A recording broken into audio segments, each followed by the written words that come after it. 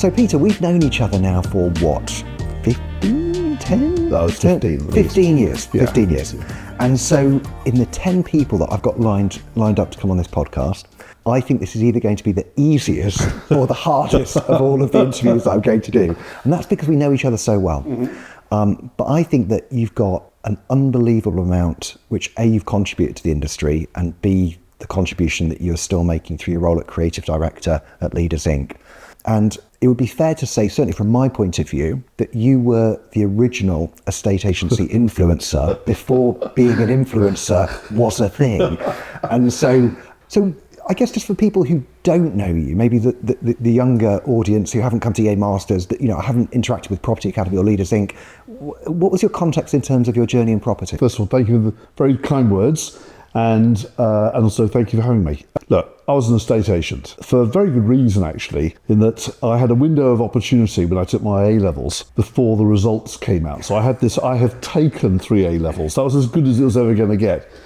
And I was very lucky to have an interview, in fact, a couple of interviews with estate agents. And that felt like from that stage of my life. So I was offered a job. And to this day, I always remain incredibly grateful to what is now Reeds Rains. It was Samuel Rains and Son in those days. It was a private company. I've been in estate agency and other related property sectors ever since, and for a number of years, Ian, even more than the 15 we've known each other. And then I joined a very progressive estate agency called Jackson Property Services and became Group MD of that business and grew it from a relatively small business into something quite substantial. And we sold out to the Halifax.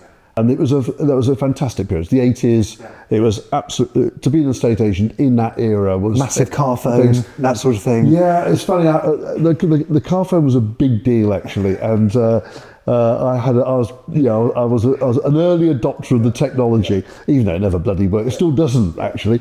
But it was that period, big power suits, mobile phones, long lunches, but bloody hell, we worked hard as well. And we were the first estate agency to change things. So we went from, first of all, we called ourselves Property Services. Nobody else had done that before.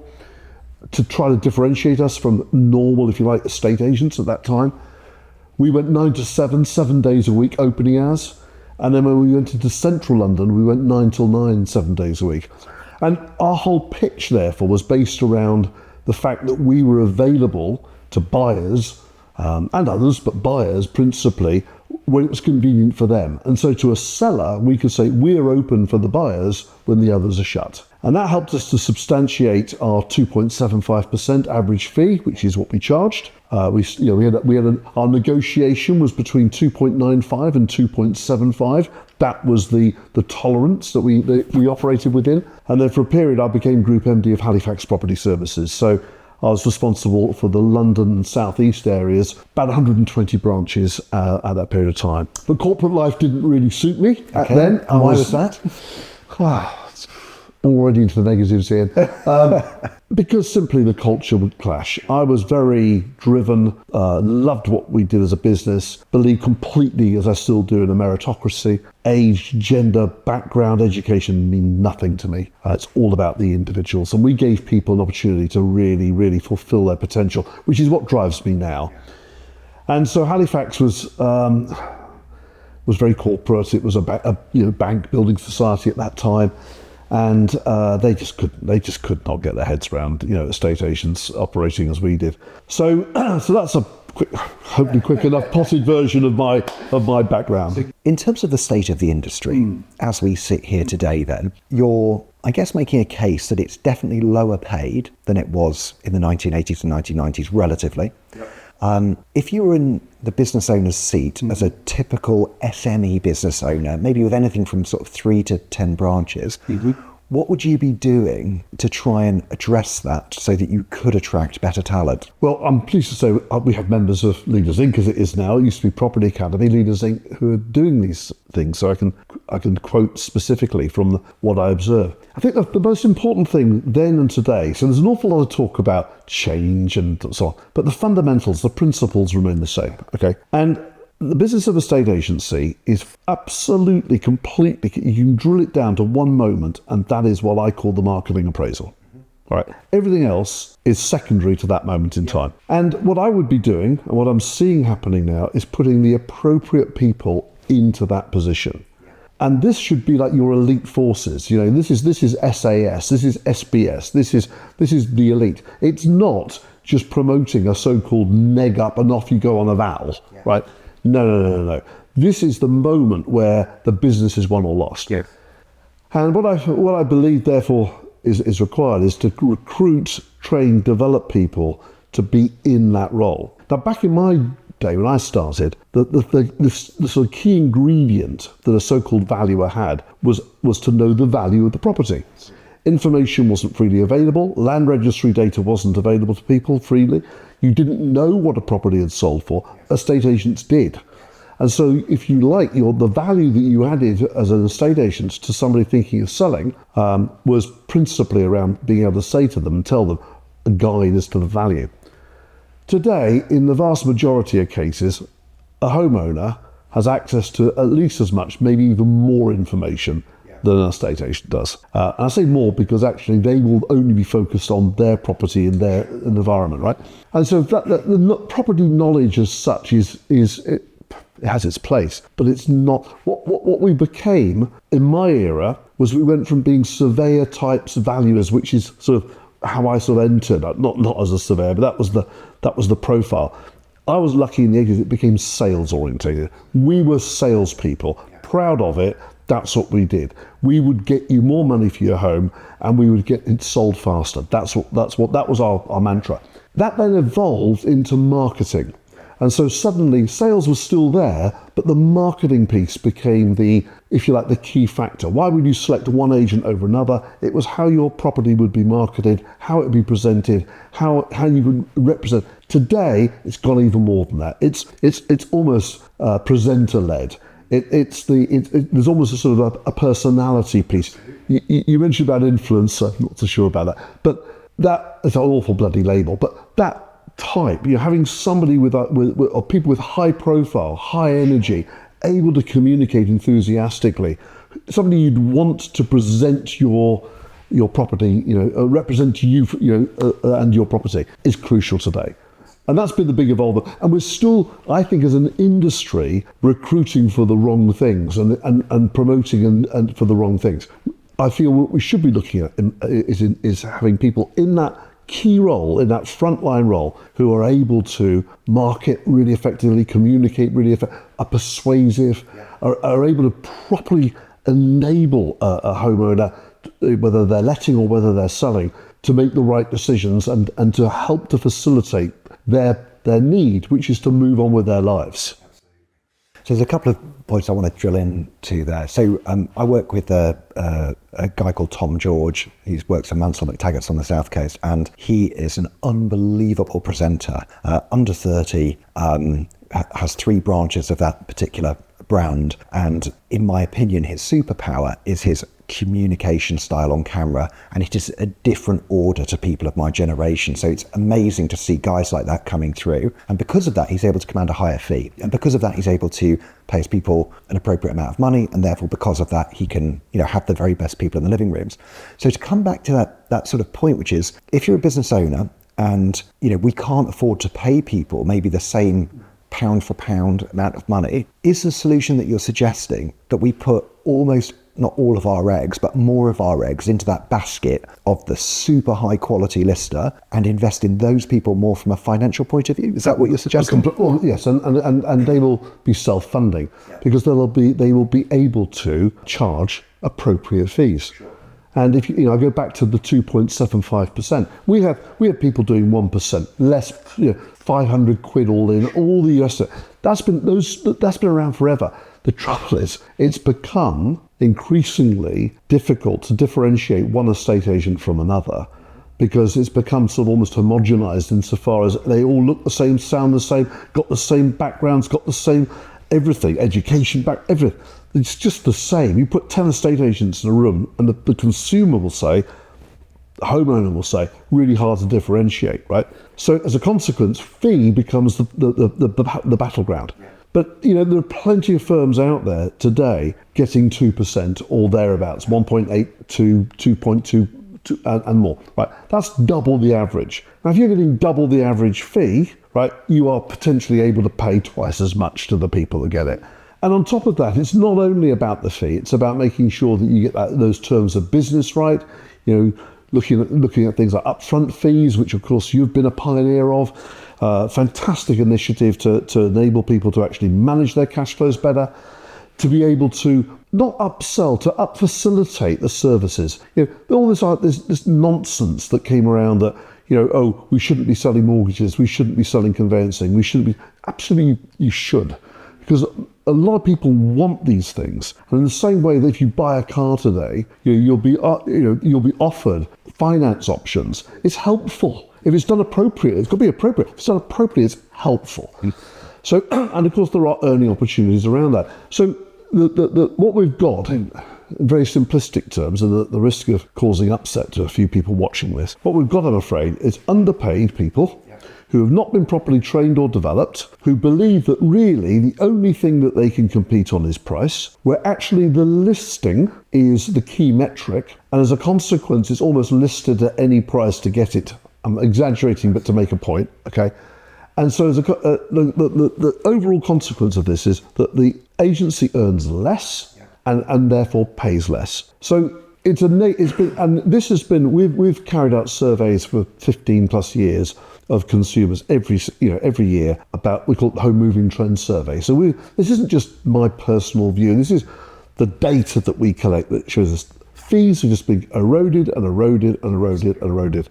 At the same time, in real terms, so has the income at every level. Frontline, negotiator, valuer, whatever you want to call these people, manager level, owner level. Pro rata, you asked me at the start, going into the industry, is it different today? Yes, it is. It's half the price. Absolutely. Or worse. And one of the measures that I think is really important for estate agency business owners to look at is revenue per listing. Mm-hmm. Yeah. Yep. So all the money I bring in divided by the number of listings I bring onto the market. And the quest, there are many ways to achieve this. So it's not just a one size fits all, but the quest to increase revenue per listing is the only path, in my opinion, towards being able to drive how much you pay people. You have to make more from every transaction, every piece of work that you do. And whether it's additional services, financial services, conveyancing, whether it's transforming your cash flow using upfront fees, and one of the agents who's a member of yours, Duncan Yeardley and Sears, these guys are doing upfront fees when the customer's paying everything upfront at 1.5%, when they're paying everything upfront 2% on no sale, no fee. I mean, these are proper fees. There was one guy, a guy called Tom, who secured £40,000 of upfront fees in 1 month. And those are the numbers which then enable you to unlock that next step of the journey.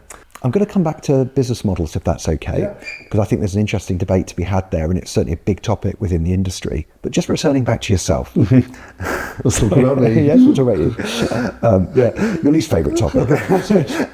If you were to say that you had any superpowers, as in the things the qualities which have followed you around, and I certainly believe that superpowers often have upsides and downsides. Certainly when I reflect back on myself in terms of the things which I'm really good at. What would you say your superpower is, and what would you say the sort of upsides and downsides of that are? So there's a very ancient way of categorizing people called the Enneagram.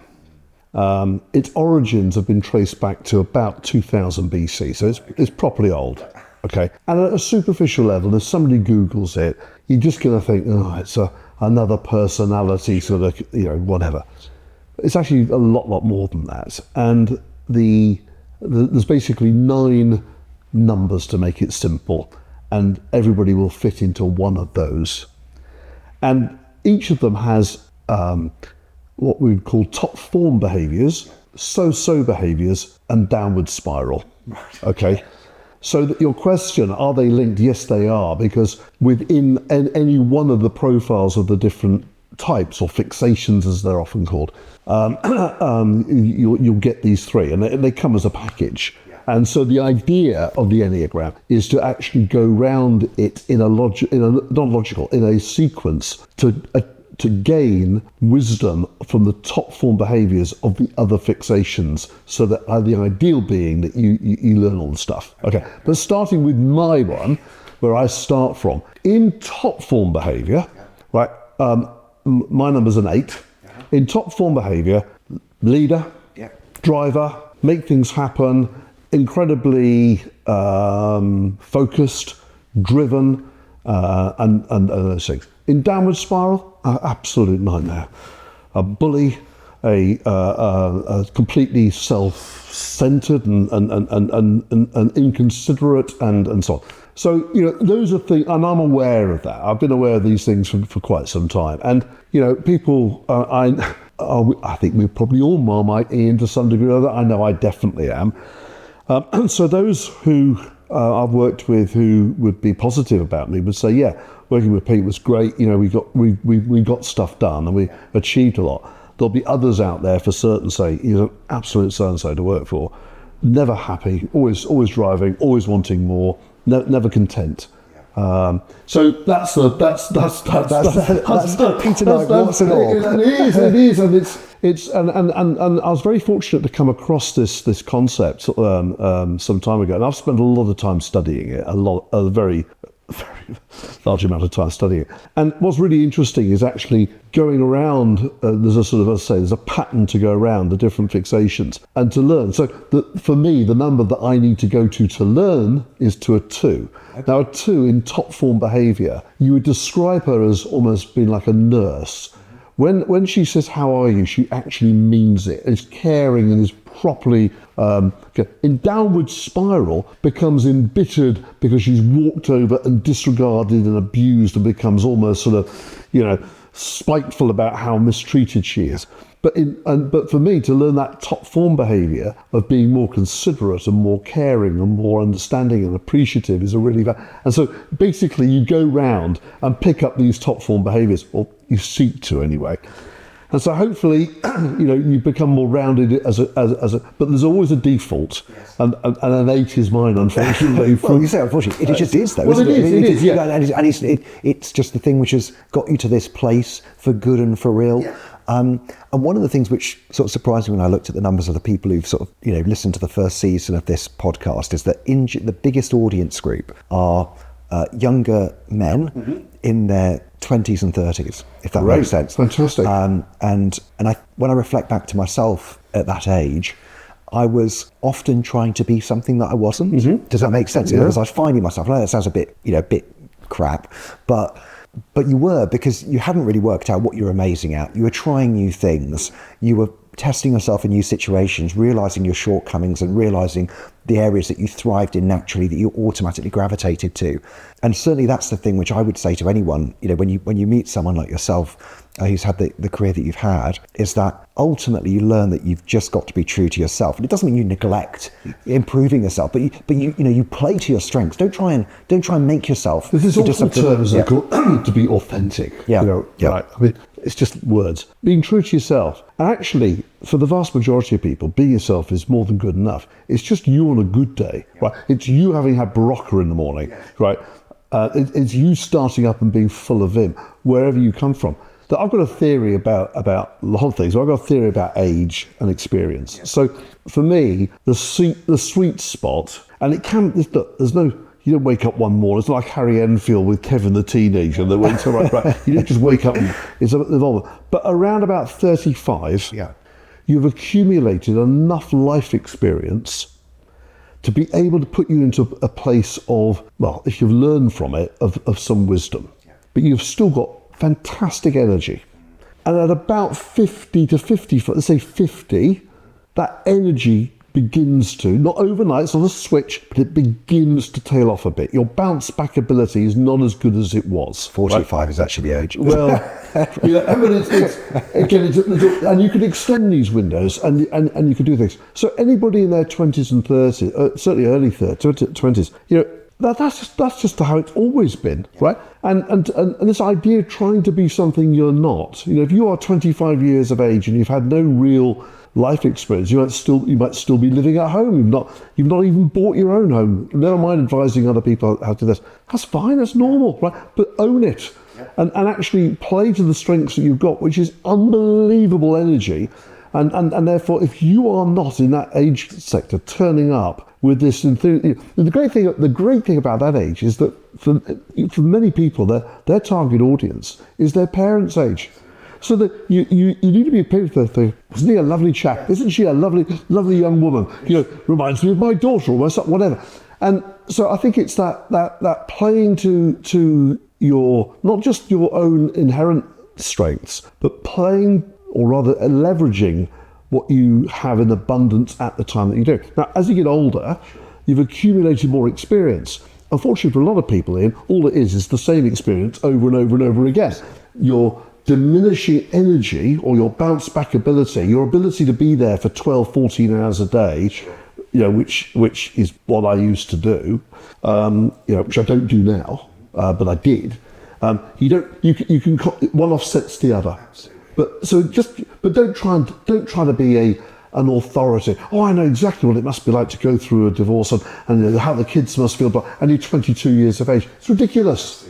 Ridiculous. You can't. Let me talk to you about investments in terms of alternative options for you as opposed to renting out your property. But sorry, you're not qualified to do this, and you look stupid because of it. But you can say, look, what you want representing your property. I love your home.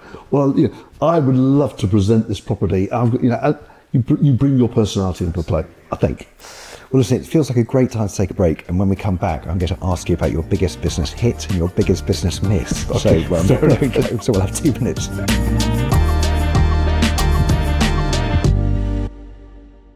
My name's Carl Jard and I'm the MD of Ashton's. My name's Alan Webb and the business is Griffin Residential Group Limited. We've had a number of CRMs over the years. Has given us that confidence that we know we can increase their turnover. We're truly in one place. Greenhouse has been the holy grail.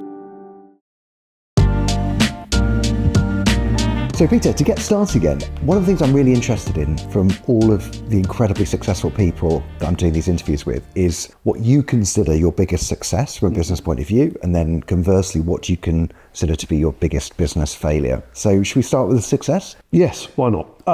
So for me, starting my own business was the single most important thing. And it's had several iterations, but just making that first step to actually say, I'm going to go and do this on my own. And I gave up a very, very well-paid job, Ian. In the last year that I was employed as an estate agent, I had a basic of 150. I was earning potentially double that. This was in the 80s, late 80s. I had a 911, nice house, all the rest of it, but 80s, fantastic times. And I gave the lot up to start on my own, and people thought I was bonkers, and they may be right. But I just knew that I'd got as far as I was going to go. I couldn't go any further in an employed situation. I was on the most fantastic deal, as it were, and package and so on. But there was something in me that just said, no, you need to take that step. And so I went all in and mortgaged the house and put it up as security for the business I started and took some risks. But I always knew that back to that point we made earlier about being true to self, that was my moment to do that. And so along the way I've had lots and lots of good moments. But you wanted some bad, and I've had some real bad ones as well. One of the worst ones actually came after we sold JPS. So Jackson Property Services sold for an truly eye-watering multiple. My net proceeds from it was relatively small, still 6 figures, but it was relatively small compared to the other boys. We got 25 times EBITDA, right, which isn't happening again, I'm afraid, right. And it was an incredible period. To do that. The trouble is, not just me, but the three of us, my former business partners as well, I think we believed that we had the Midas touch. And so we opened up a business in Spain. We were all, Alan in particular, was a very keen golfer. He owned a property at La Manga Club. I was down there a lot. And so we opened up an estate agency. And long story short, I'll never forget this. We spent $250,000 on an advertising campaign. I think we got less than 10 inquiries off the back of it. We probably did about £500,000, which was really painful. I mean, properly painful at that point in time to lose that amount of money. But the big lesson from it was that, success in the past is no guarantee of success in the future. And I think that we'd forgotten perhaps some of the things that had made us successful, and some of and we just had probably an arrogance that we thought that we could achieve anything, anywhere, in any way, and that's not true. Well, indeed, and I've certainly learned lessons like that myself. That same one where you sort of start to believe your own bullshit in the nicest possible sense, where you believe that you are the secret sauce and that you can make things happen, and everything else, hit a number of home runs, and then you're thinking the next one's going to be a home run. And Jim Collins, who I've had the good fortune to meet and learn from, who wrote Good to Great, Beyond Entrepreneurship, Built to Last, many other excellent books. But he had this idea of what he called a Category 5 leader. And he suggested that the fundamental ingredients of a Category 5, the highest level of leadership, the most effective leaders, was having this balance of hunger and humility. And when you start out with nothing, right, you are really hungry. Okay, so that's not an issue, right? But you're also quite humble because you've got nothing to boast about. You haven't done anything, right? But what tends to happen as you get more successful, and for an awful lot of people, is their appetite, particularly for risk, diminishes. They start to get into protective mode, and they have less something they're gone for, a new idea, a new initiative. Like, well, it costs a lot of money. I don't think I'm not prepared to invest that. But not only that, but their humility, unfortunately, reduces, where they start to believe their own bullshit. And they start getting pandered to by the people that they've employed, who treat them in a way that is completely ridiculous. And so you end up in this situation where you've got a diminishing appetite and a diminishing humility, which is replaced by arrogance and other negative characteristics. The best leaders are those who are able to retain those two things. They're always hungry. Carl Judd of Ashton's, for me, is one of the best examples of this. You won't see Carl at every event talking about this, that and the other. You won't see him posting every day photographs of himself and look at me, and it's just not what he does, because he's got humility. He almost doesn't believe that he's anything like as good as he is, and he is seriously brilliant. But he's also got the appetite and the hunger to appropriately channeled. He's of all the estate agents that I've met, he would be the first person I think of when it comes to who is a Category 5 leader that has hunger and humility. And our biggest mistake, wasn't actually lack of appetite. We were still hugely ambitious. We had that, but it was actually we just got arrogant. We just thought we would automatically succeed. And are there any specifics where, when you look back at that marketing campaign or that decision to go into that business, where you look at it and go, well, that if I had my time again, that was the decision we should have made differently? Well, we just didn't research the market properly. I mean, we had Alexander Phillips at the EA Masters a few years ago. Alexander is the most successful estate agent in Australia. How did I make that claim, or he make that claim? Well, it's dead simple, because they publish how much money they make. Yep. Which is a rather crude metric, but you know what? It's not a bad one if you're in this game. And Alex's personal listings and sales, when we brought him over about 5 years ago to EA Masters, at that time he'd made $10 million from his personal listings and sales in 1 year. $10 million. By the way, this year it's 15. Okay. And he's got in with two others, and they, with their team now as an organisation, he was about 10 grand shy of $1 billion in terms of $1 billion in terms of it's an incredible thing. And I interviewed Alex on stage at EA Masters and said to him, right, what does it take to become a $10 million agent? He's unbelievably focused, incredibly driven individual, and he just turned around, very matter of fact. He said, well, the first thing you've got to do, he said, you've got to be operating in an area where there's $10 million of business to be had. Which sounds incredibly obvious, but we went into La Manga pumping hundreds of thousands of pounds into this business. There wasn't hundreds of thousands of pounds to be had.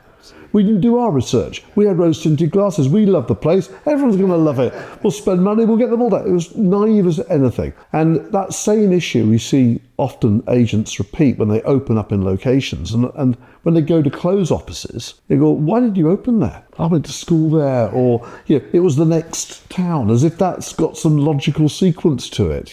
So what? Yeah, absolutely. And in the old days, it had a relevance because of media. If you were buying a page in a local newspaper, where's the coverage? Yeah, but those days are long gone. And with digital marketing, you're no longer confined, or not really confined from a locality perspective. So anyway, we made that classic mistake of thinking that we could do it. We didn't research it properly, and it was it was a very painful lesson, but it was a valuable one. Yeah, super interesting. So one of the things I've been doing to sort of share with listers who are adopting flexible fees has been to interview listers who are enjoying success. Mm-hmm. So I've done some video interviews with probably 5 listers now who've been doing north of £20,000 a month to work out what's the commonality between these listers. And when you mentioned the Alexander Phillips thing, I was sort of slightly reminded of this.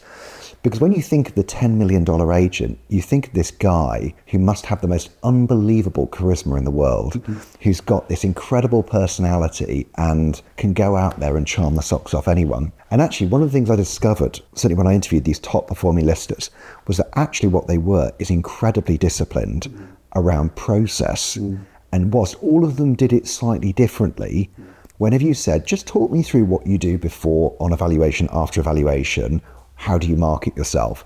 Every single one of them with total confidence was able to describe exactly how they did it every single time. Please repeat.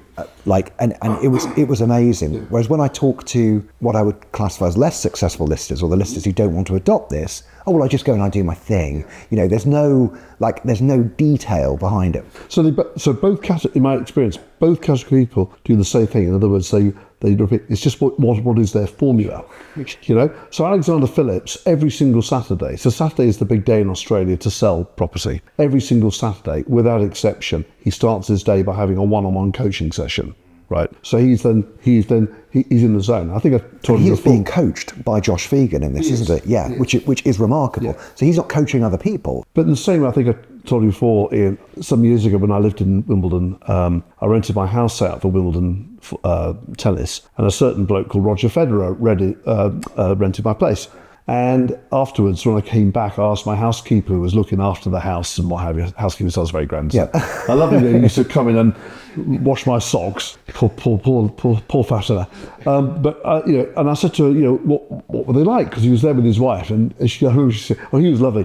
She, not so much. Yeah. And I said, she said, but he was a very unusual man, Peter. And I said, oh right. Yeah. And we went through all sorts of things. So, for example, he had an Indian takeaway every single night, without exception. Indian takeaway. I mean, bizarre. The fridge was loaded with chocolate and cream and dairy. His diet was curry and chocolate and sugar and cream and coffee. He had to have a special barista machine brought in for.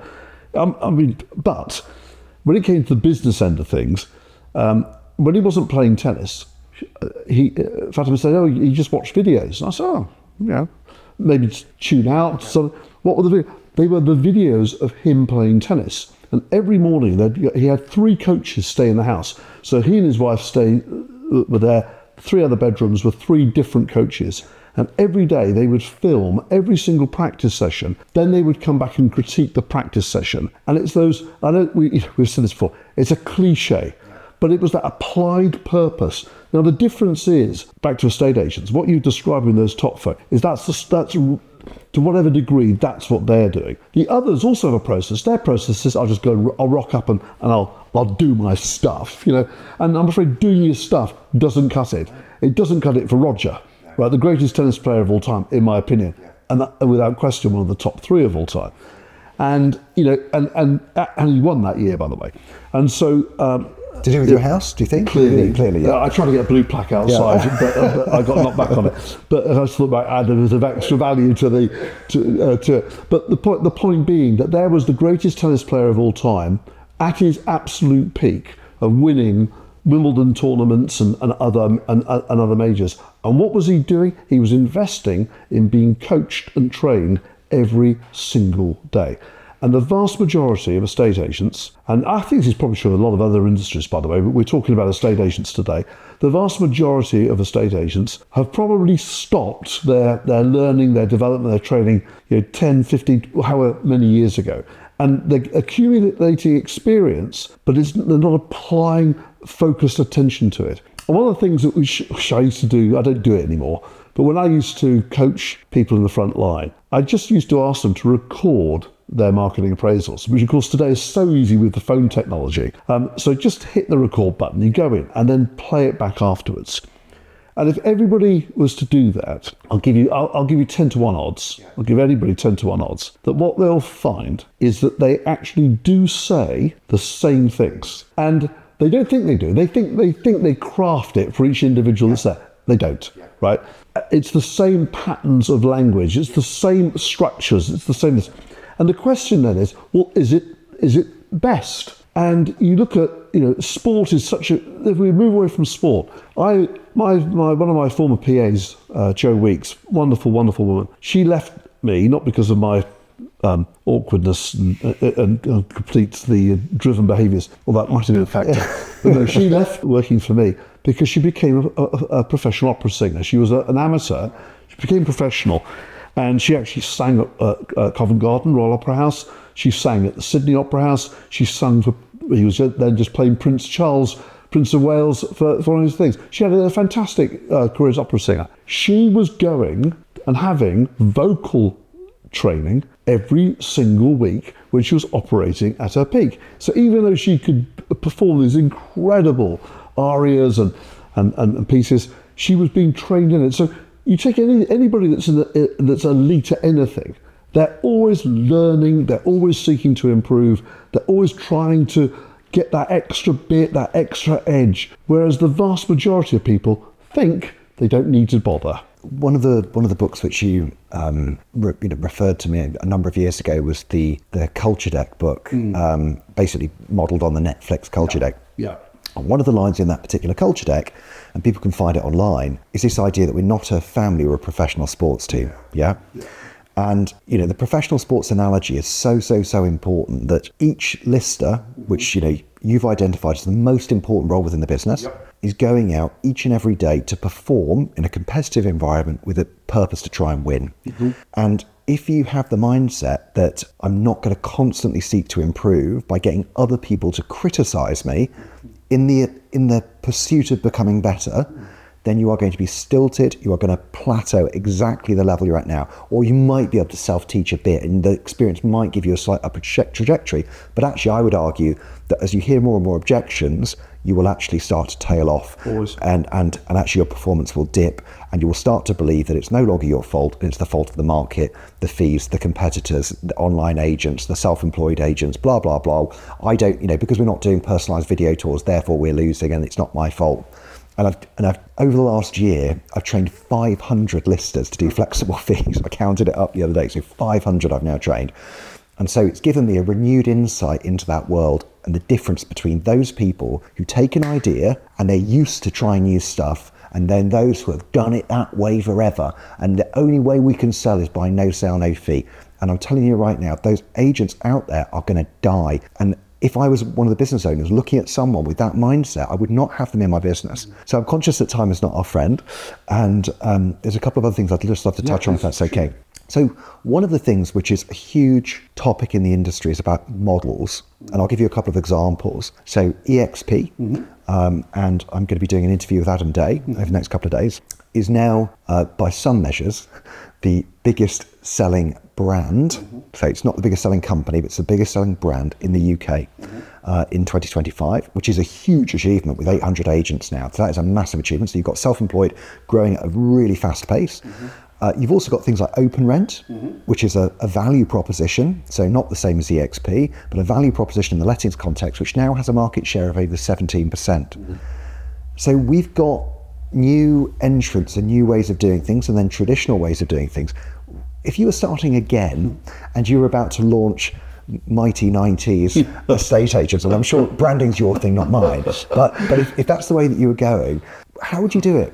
It's not the model, right? It's the application of the model. You can have a so-called traditional model, or a so-called, they're not self-employed, a so-called self-employed model, a franchise model, a license model, whatever, all these labels, right? It's ultimately how well do you apply the elements that will make the model successful. And I do think there are certain marketplaces which lend themselves more to one or another model. So if I was going to go back into a estate agency, which model would I deploy? It would start with, back to Alexander Phillips's point of view, identifying locations where you can extract maximum value from there. I do believe, though, that ultimately human beings require incentive, and not for everybody, but for a lot of people, financial reward is the incentive that they seek. And of course, there are many other factors, and it's not just about financial reward. Recognition is massively important. Opportunities to grow and learn and improve are important.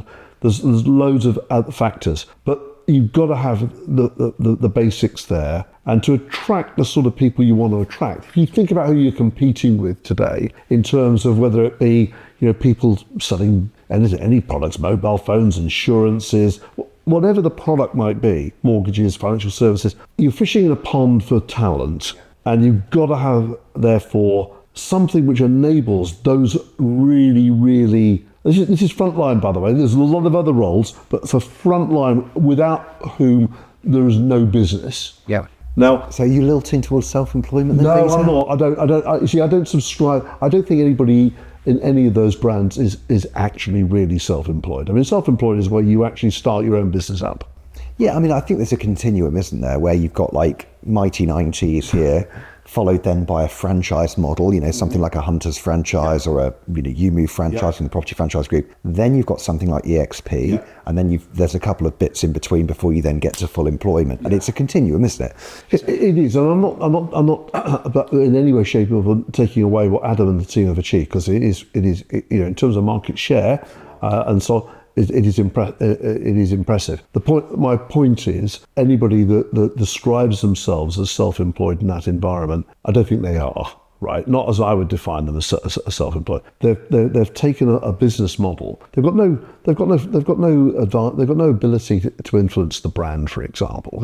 It's your ability if you're self-employed, truly self-employed, you can own all aspects of your business, right? From the CRM to the marketing to the brand, to the whole operating system. Right. So and you're restricted as you would be with a franchise. But I'm not saying it's not right. I think a franchise type model of some description would be at my starting point. So using your continuum, would I move in one direction or another would depend on a number of factors, locality and so on. But ultimately, it's about creating the environment within which people can fulfill their potential. And I've always felt as a business owner, as a leader of a business, I've always felt that my number one responsibility is to create the environment for people to perform and succeed and to achieve all of their ambitions. And if I can't do that, if I don't provide that environment, I've failed, right? But if I create the right environment for people to come in and do exceptional things and earn brilliantly as a consequence of those exceptional things, then I've done my job. And so the model is less important than its application. And I'm sure Adam will say, maybe he's not able to, but I'm sure others would say, whether it's EXP or any of the others you mentioned, or they're going to have a best performer and they're going to have a poor performer. That's no different within Preston Baker when you and James were owning the business, running it. You have a top performer and you have a bottom performer. It's true within all of the things. The question is, how able are those top performers to continue to perform and for them to improve further, right? As opposed to what often happens is we're trying to get the average up. Actually, I'd rather get rid of that bottom 10, 20% who I might lose someone along the way who could have been brilliant, but better that so that I can invest time and energy and effort in helping the top people to perform even better. There's no doubt that if you invest your time in the top 20%, it's easier to get them to sell one extra house or get one extra listing than it is to take someone who's in the bottom 20% and try and make them better. Exactly that. And if someone is in the bottom 20%, they're probably in the wrong job and they could fulfill their potential elsewhere and have a fantastic career doing something completely different, or in a different company, for example, with a different culture and a different business model. So there's no doubt about that. Okay, last question then. So if you were going to give one piece of advice to an SME business owner of an estate agency, letting agency, your core audience that you spent many years supporting, one thing that they should do in 2026 to help, improve their business? I'd rather answer that question with a greater timeline than just 2026. Yeah, go for it. Yeah. It's being able to answer the most important question that a homeowner has, whether they're a landlord or a seller, which is, why should I use you? Even if they don't articulate it in that way, that's what they're thinking. When they're assessing the different agents, they're thinking, why should I use him or her as opposed to others that I've met? And it's the ability to therefore equip people to be able to communicate that in every respect. So in terms of how they present themselves, how they present the business, it could be the initial contact, the first touch, as we call it, in terms of that first interaction. It's that follow-up process that you go through. It's all the different moments that all add up into one thing. And so from a leadership perspective, it's developing a position of never being satisfied, I'm afraid. Be more Peter. Well, that's by default, because that's what I believe to be Absolutely. the case.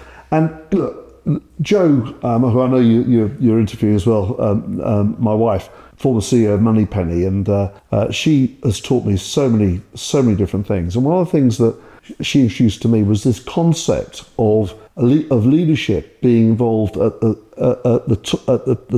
macro and at the micro, but to get out of the way in the middle. So setting the big goals, getting clear about the brand, getting clear about all those things, and drilling down into the tiny detail. That social media post has a spelling mistake in it. I don't like that photograph. We've got better ones that we could do. That was slightly off. This is just this week's critiques, right? We're already on Tuesday. Getting into that micro, but getting out of the way in the middle, allowing people to get on, and so providing clarity, providing them with the right tools, the right equipment, the right support, and all the rest of it. Right. But it's top bit, macro and micro management. And some of our team, most of our team love the top bit. They love the clarity.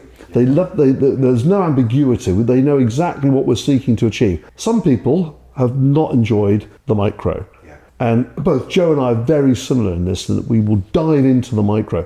But if we have to get involved in the middle, then we've failed. We've not done our jobs properly. It's really, really interesting. So totally independently, I've been having this reflection. So if you look at the Best Estate Agents Guide, in general, and again, you can correct me if this has changed, that the smaller the business, the better the business. In terms of its performance metrics? Yes. Okay. So question, why is that? And I've got a couple of clients who I'm now spending a day a month with, and I go and work in with them in their leadership team. 2 of them are single branch businesses, one of them is a bigger business. And the big bit which I've noticed about the single branch guys is exactly that. They are getting into the wording of the messaging and exactly what words are used. Whereas if I looked at myself critically, when the business got to be a certain size, I did the top bit, but I didn't do the micro.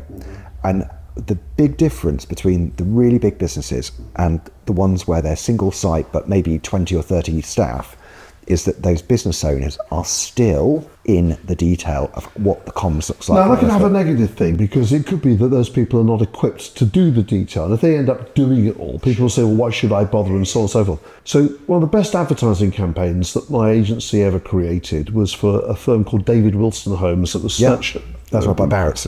It's now Barrett, absolutely. And the advert that I always remember that we ran was an image of a teenage girl, maybe 18, 19, 20, that sort of age. The copy read, 2 a.m. in the morning, Jessica was really pleased that her parents had bought a David Wilson home. And it had her clearly having had a big night out, shoes in hand, walking up the stairs. But the copy went on to reveal that the stairs of the David Wilson home hadn't just been glued, they'd been glued and screwed. Right. So they wouldn't warp, and therefore the staircase wouldn't creak, and therefore Mum and Dad wouldn't hear her getting in at 2 o'clock in the morning.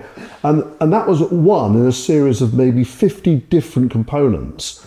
And the campaign was called Little Details, Big Difference. And it's one of the pieces of work that I'm most proud of in terms of the output from our agency, because it was really well thought through.